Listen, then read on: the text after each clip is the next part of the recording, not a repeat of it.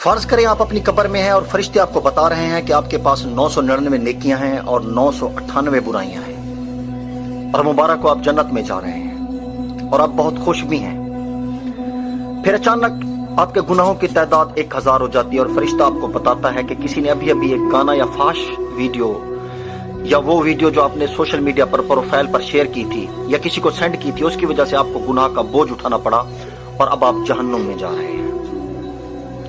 इसे कहते हैं गुनाह जारिया। बज़ाहिर गुनाह करना बड़ा आसान होता है, पर इसके असरात बड़े खौफनाक होते हैं। ये बड़ी गहरी दलदल होती है जिसमें यह गुनाह में फंसा देती है। इस दलदल में रूह का बड़ा नुकसान होता है, नेकियों की तौफीक छिन जाती है, रब से ताल्लुक टूट जाता है, कहीं से कोई जाए पनाह नहीं मिल रही होती, हर तरफ अंधेरा ही अंधेरा होता है।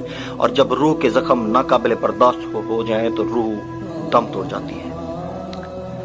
और जिनकी रूह दम तोड़ जाती है ना, उनको फिर गुनाह करते हुए खौफ नहीं आता, उनको अपने गुनाहों की दलीलें पेश करना आ जाती हैं। म्यूजिक और ड्रामों फिल्मों को कभी वक्त गुजारे का नाम देकर तो कभी इंटरटेनमेंट का नाम देकर जमीर को तसल्ली दे दी जाती है।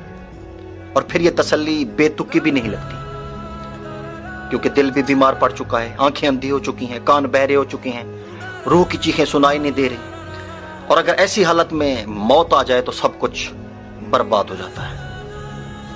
खुदारा ऐसे गुनाहों से बचें ताकि हमारी आखिरत की मंजिल आसान हो।